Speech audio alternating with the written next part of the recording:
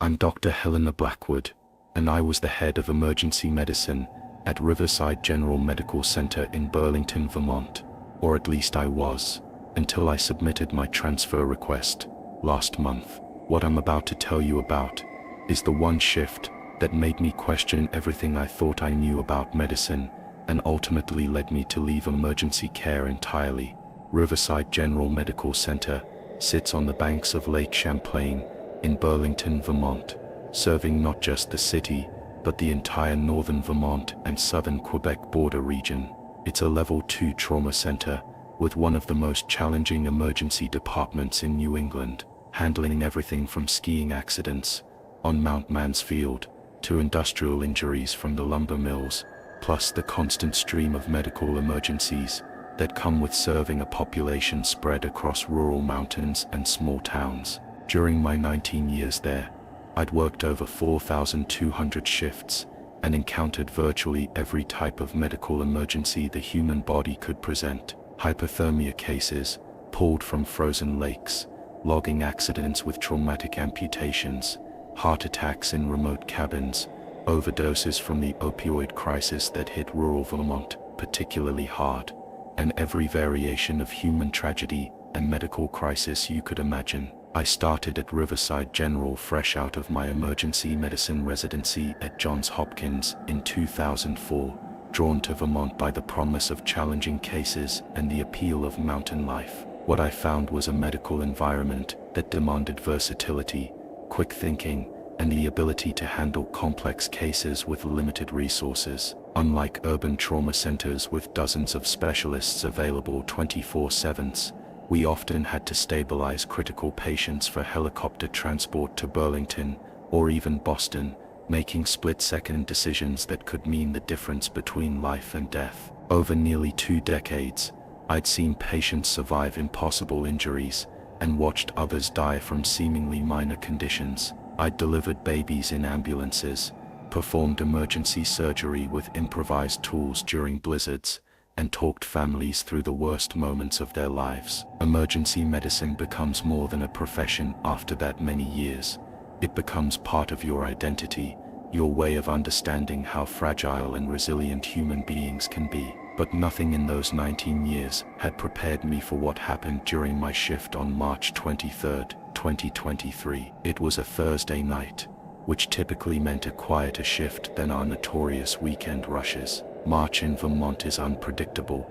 You might get a late-season blizzard or an unseasonably warm day that tricks people into thinking spring has arrived. That particular Thursday evening was cold but clear, with temperatures hovering around 28 degrees Fahrenheit and no precipitation in the forecast. I'd started my shift at 7 p.m., taking over from Dr. Robert Michaels, who briefed me on the usual collection of cases: an elderly farmer with chest pains, who was stable and waiting for cardiac clearance, a college student from the University of Vermont with a possible concussion from a hockey game, and a middle-aged woman waiting for orthopedic consultation on what appeared to be a fractured wrist from a slip on icy steps. Our staffing that night was typical for a Thursday: myself as the attending physician, Dr. Jennifer Walsh as the senior resident, 2 junior residents, Dr. Kevin Park and Dr. Lisa Brennan, 5 registered nurses, including our charge nurse Maria Santos,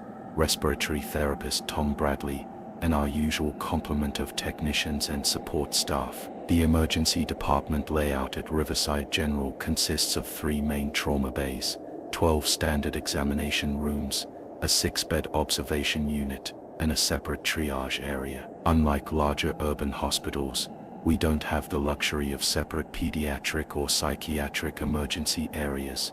We handle everything in our general department, which keeps every shift unpredictable and demanding. At exactly 10:43 p.m., our routine Thursday night shift became anything but routine. The ambulance bay doors burst open, admitting paramedics David Kumar and Rebecca Torres, wheeling in a patient who would become the center of the most inexplicable and terrifying experience of my medical career. Dr. Blackwood, Kumar called out as they approached Trauma Bay 2.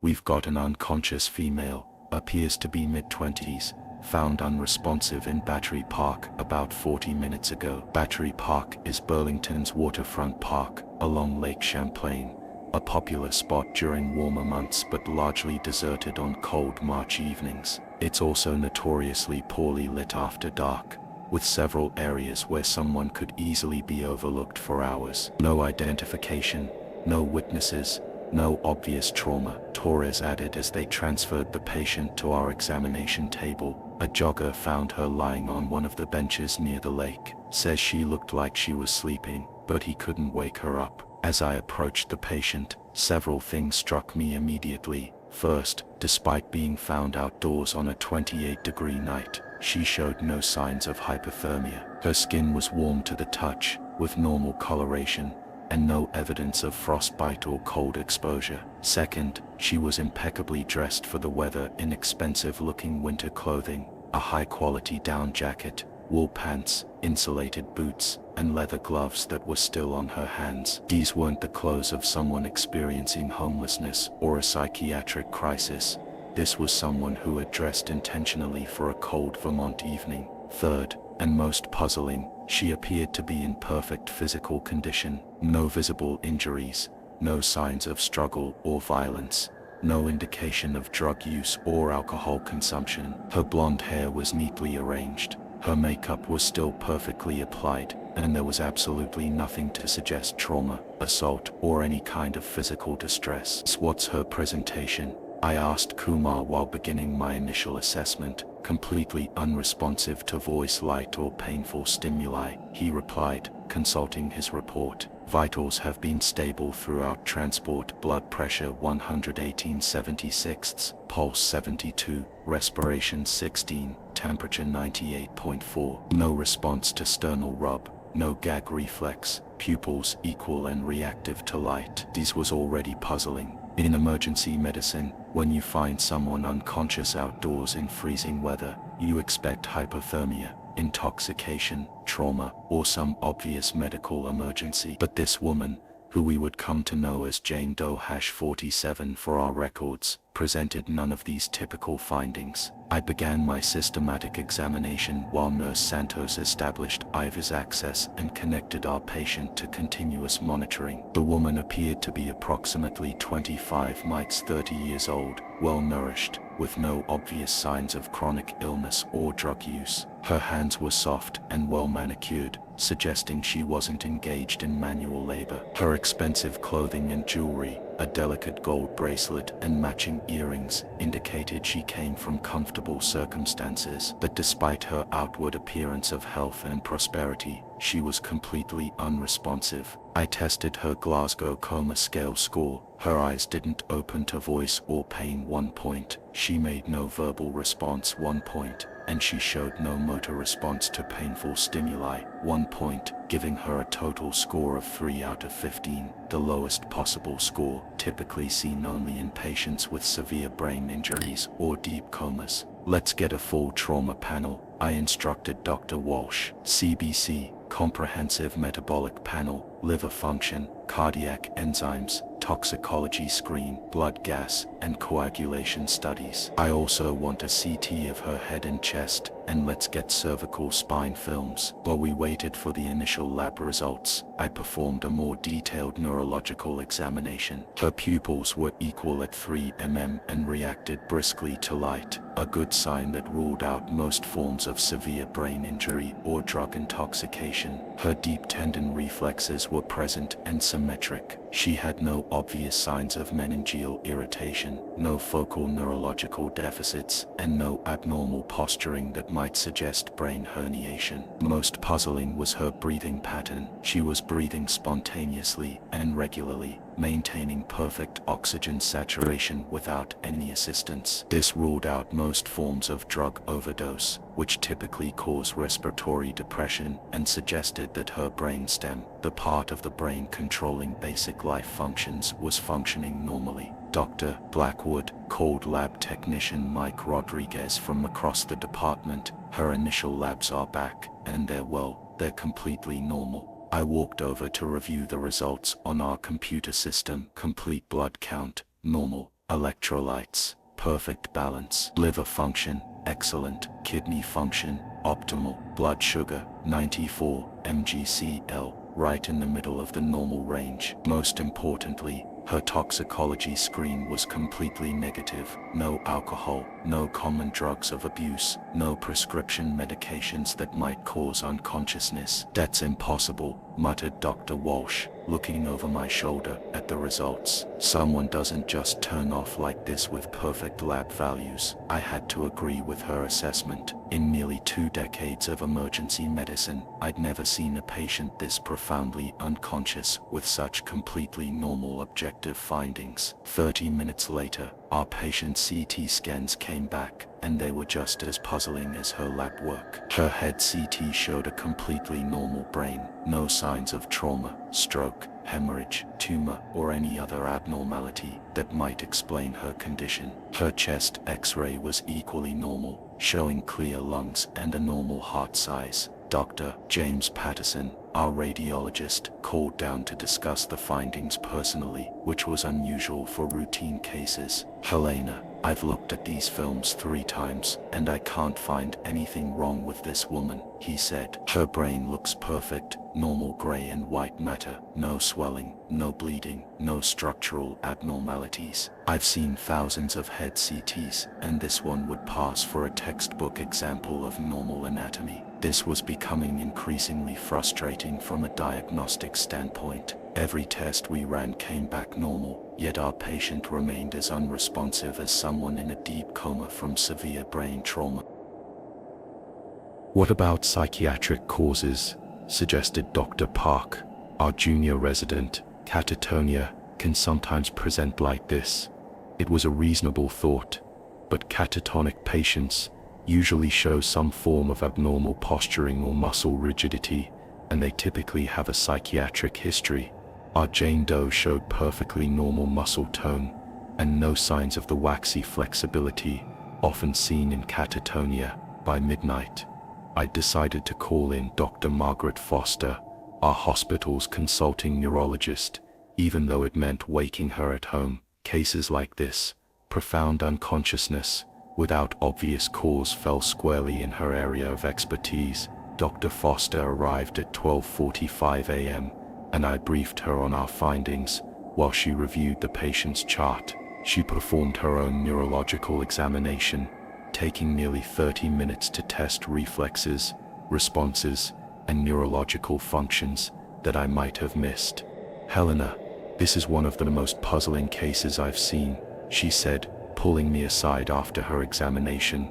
"From a neurological standpoint, there's no obvious reason for her level of unconsciousness. Her brainstem reflexes are intact, her pupils react normally, and her reflexes are symmetric. The CT scan shows no structural abnormalities, so what are we looking at?" I asked. "Honestly, I'm not sure. We could be dealing with a rare metabolic disorder, some kind of toxin that doesn't show up on standard screening, or possibly a psychiatric condition presenting in an unusual way. I'd recommend admitting her to our medical floor for observation and more extensive testing in the morning." This was the plan that made the most sense given our limitations. Riverside General isn't a major academic medical center. We don't have access to every possible diagnostic test or specialist in the middle of the night. Sometimes the best approach is to provide supportive care, monitor the patient carefully, and conduct more detailed investigations when additional resources become available.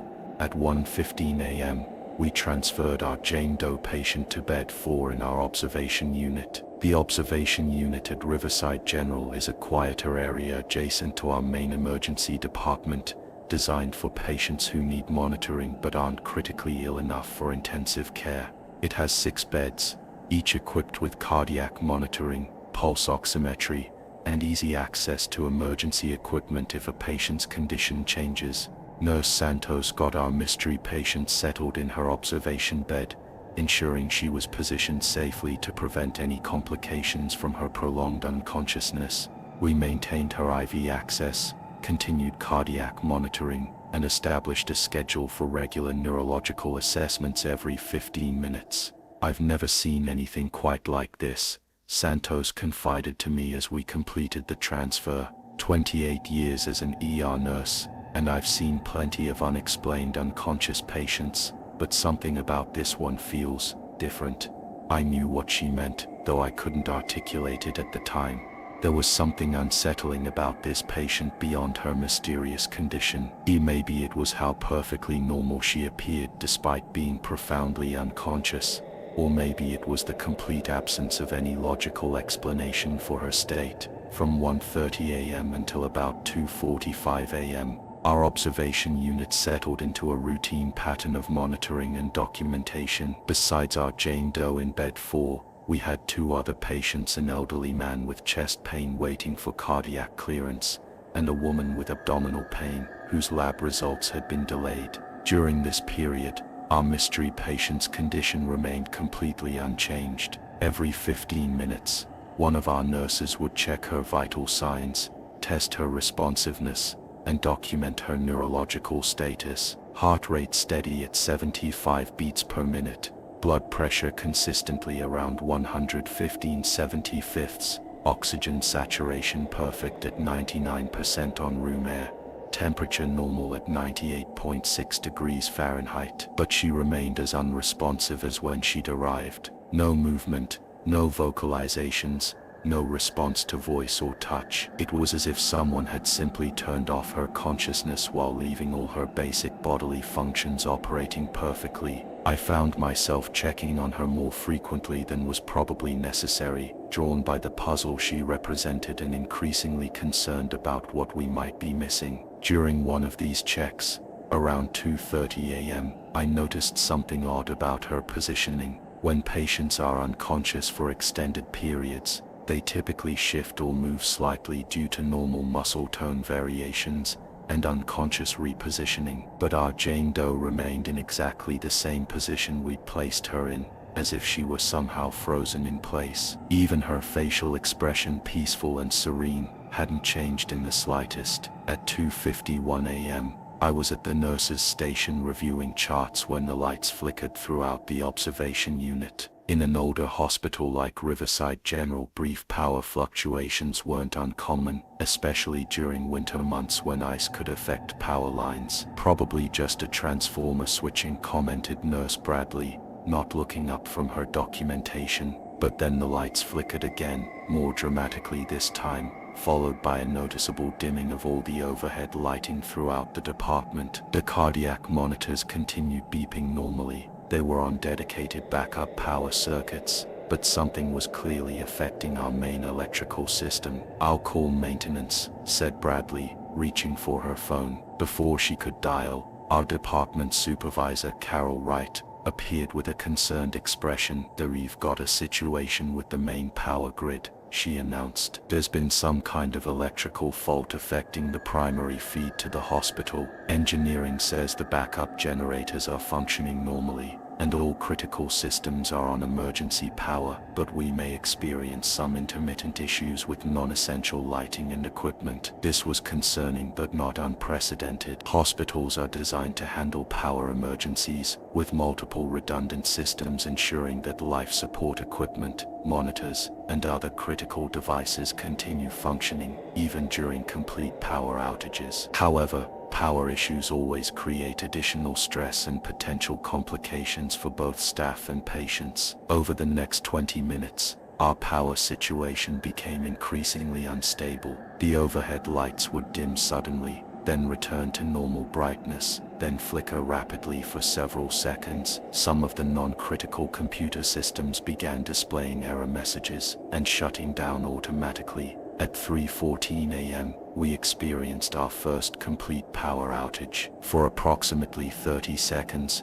all the main lighting throughout the observation unit went completely dark, leaving us with only the dim glow of emergency lighting and the illuminated displays of our monitoring equipment. During this blackout, I was standing at the central monitoring station, watching the cardiac rhythms of our 3 observation patients. Even in the darkness, I could see that all their vital signs remained stable and normal. The backup power systems were working exactly as designed. When the main power returned, everything appeared normal. Our patients were all in their beds, monitors showing stable readings, no alarms or complications, but something felt different, though I couldn't identify what had changed. At 3:22 a.m., I decided to make one final check on our Jane Doe patient before turning my attention to some paperwork that needed completion before the day shift arrived. The power issues had been distracting, and I wanted to ensure our mystery patient hadn't experienced any complications during the electrical fluctuations. I walked across the observation unit,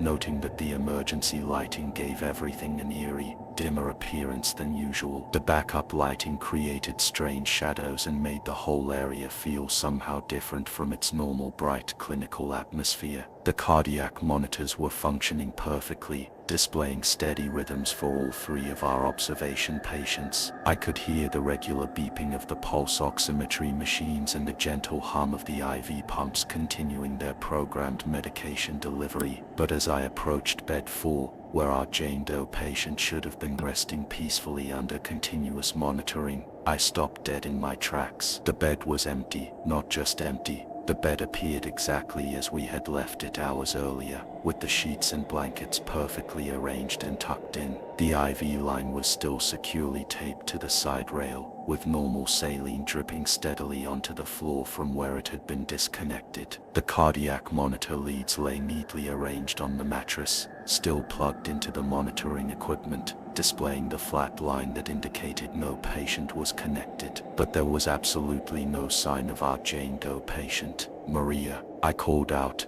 my voice carrying an edge of panic that I rarely allowed in professional situations. "Maria, get over here immediately." Nurse Santos appeared within seconds, took one look at the empty bed, and her face went completely white. "That's impossible, Dr. Blackwood," she said, her voice barely above a whisper. "I checked on her less than 20 minutes ago during the power outage. She was right there, same position, same vital signs, completely unconscious." I was already examining every inch of the small observation area. I checked the bathroom, empty and obviously unused. I looked under the bed, behind the equipment, in every corner and crevice where someone might possibly hide, though I knew it was futile. A completely unconscious patient doesn't suddenly wake up and decide to play hide and seek. "Get security up here now," I ordered, "and I want the exact timestamp of every entry into this unit for the past hour. Check the security cameras,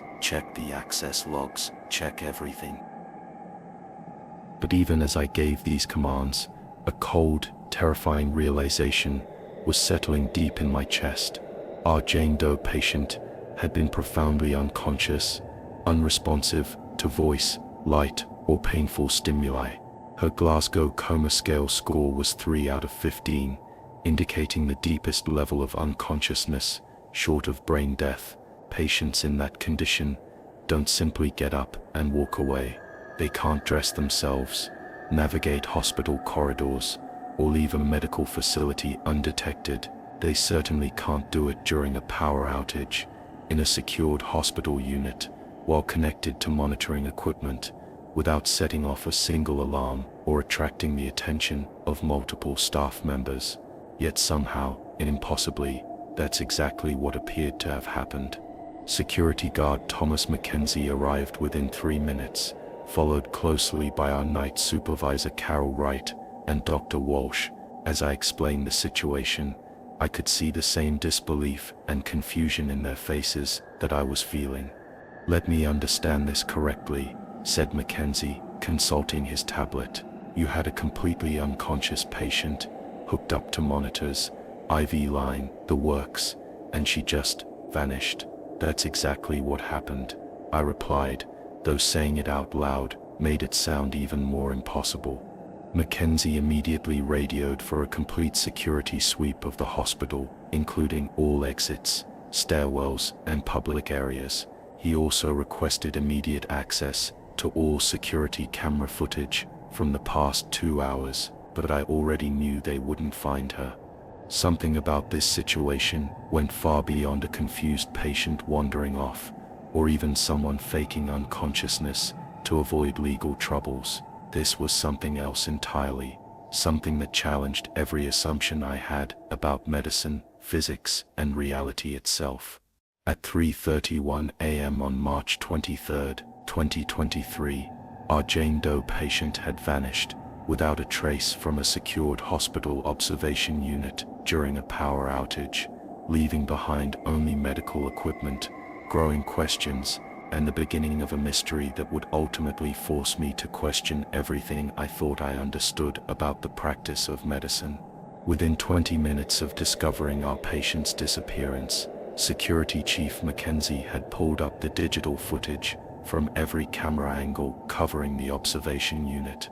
As our small group gathered around his monitor in the security office, I was certain we'd finally get answers. What we saw instead defied every law of physics I'd ever learned. The timestamp showed 3:16 a.m. during our longest power outage. The emergency lighting cast everything in that eerie, dim glow I remembered. On camera, you could clearly see our Jane Doe patient lying motionless in bed exactly as we'd left her. The cardiac monitor leads were attached, the IV line was connected, and she appeared completely unconscious. Then, at exactly 3 hours 17 minutes and 23 seconds, something impossible happened. The woman simply faded away. Not quickly, not dramatically, she gradually became transparent over the course of about 15 seconds, like someone slowly adjusting the opacity setting on a photograph. Her body became more and more translucent, until she was completely gone, leaving behind only the indentation in the mattress and the monitoring equipment that had been attached to her. "That's not possible," whispered Dr. Walsh, staring at the screen. "Cameras don't malfunction like that. People don't just fade into nothing." Mackenzie rewound the footage and played it again. Same result. We watched our patient disappear like a ghost, frame by frame, in high definition. "Check the other angles," I demanded, my voice shaking despite my efforts to remain professional. Every camera showed the same impossible event from different perspectives. Our patient had literally vanished into thin air during the power outage, leaving no trace except the medical equipment that had been monitoring her non-existent vital signs. Over the following hours, our impossible disappearance triggered the most extensive investigation in Riverside General's history. Hospital administrators, security personnel, and eventually law enforcement descended on our emergency department, all seeking rational explanations for what had occurred. Detective Sarah Martinez from Burlington Police arrived at 6 a.m., immediately treating this as a potential kidnapping or patient safety incident. But when she reviewed the security footage, her professional skepticism crumbled into the same bewildered confusion we all felt. "In 15 years of police work, I've never seen anything like this," she admitted after watching the footage for the 4th time. "This looks like special effects from a movie, but your security system doesn't have the capability to create digital manipulation like this." We brought in IT specialists, camera technicians, and even a digital forensics expert from the Vermont State Police. Every analysis confirmed the same impossible conclusion. The footage was authentic, unmanipulated, and showed a human being literally fading out of existence. But the mystery deepened when Detective Martinez began investigating our patient's identity. "Dr. Blackwood," she said, pulling me aside around noon, "we've run every possible identification check. Fingerprints, dental records, missing person reports, facial recognition software. This woman doesn't exist in any database we have access to." "What do you mean she doesn't exist?" "I mean there's no record of her anywhere. No social security number, no driver's license, no passport, no medical records, no employment history. It's as if she never existed in the first place." This revelation sent chills through me. In our modern world, it's virtually impossible for an adult to have no digital footprint whatsoever. Even homeless individuals typically have some kind of record in social services, medical or legal databases. As word of our case spread through the medical community, we received calls from physicians and researchers across the country. Dr. Patricia Chen, a physicist from MIT, drove up to Burlington specifically to examine our evidence. What you're describing violates fundamental laws of physics, she explained after reviewing everything we'd documented. Mass cannot simply disappear. Matter doesn't fade away into nothing. Yet your evidence suggests that's exactly what happened. She spent hours analyzing the security footage, the medical records, and even the physical space where our patient had been located. Her conclusion was as unsettling as it was definitive. Either you've captured the first documented case of matter spontaneously ceasing to exist, she said, or you've encountered something that exists outside our current understanding of physical reality. The weeks following our Jane Doe incident took a severe psychological toll on everyone involved. Nurse Santos requested a transfer to day shift, saying she couldn't handle the anxiety of working nights anymore. Dr. Walsh began questioning every unconscious patient we treated, wondering if they might suddenly vanish as well. But the impact on me was the most profound. I found myself lying awake during my days off, replaying every moment of that shift, wondering what we'd actually encountered. Was it some kind of advanced technology, a psychological hallucination affecting multiple people simultaneously, or had we witnessed something that challenged the very foundations of reality? I began researching similar cases online, finding scattered reports of mysterious disappearances from hospitals, unexplained vanishings during power outages, and other incidents that medical professionals had dismissed or covered up. The deeper I dug, the more I realized that our case might not be as unique as we'd thought. 6 weeks after the incident, I made the decision that would end my emergency medicine career. I couldn't continue practicing medicine while harboring doubts about the fundamental nature of reality itself. Every unconscious patient reminded me of our Jane Doe. Every power outage filled me with inexplicable dread. During my final shift at Riverside General, I found myself standing in the same observation unit, where everything had changed. Bed 4 had been thoroughly cleaned and had hosted dozens of other patients since that March night, but I could still see the imprint of our mystery woman in my mind. "You're really leaving?" asked Nurse Santos, who had come to say goodbye. "I have to," I replied. "After what we saw, how can I pretend that medicine explains everything? How can I confidently treat patients when I know there are forces at work that we don't understand?"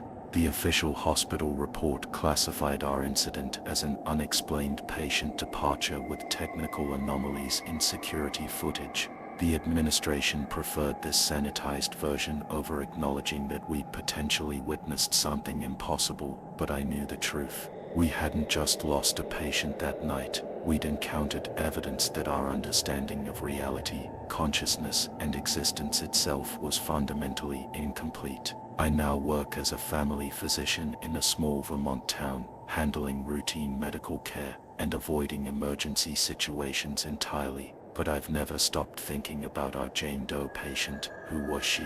Where did she come from? And most importantly, where did she go? Sometimes during power outages in my new practice, I find myself checking on patients more frequently than necessary, remembering that night when a woman simply faded out of existence, taking with her everything I thought I knew about the boundaries between possible and impossible. The case remains officially unsolved. The security footage is locked away in hospital files, and most of the staff involved have moved on to other positions. But those of us who were there that night know what we witnessed, proof that reality is far stranger and more mysterious than any medical textbook ever prepared us for. Our Jane Doe patient disappeared into thin air, leaving behind only questions, shattered assumptions, and the humbling realization that medicine, despite all our advances, still confronts mysteries that challenge our most basic understanding of what it means to exist. Some mysteries in medicine can't be solved, they can only be witnessed, remembered, and allowed to change us forever.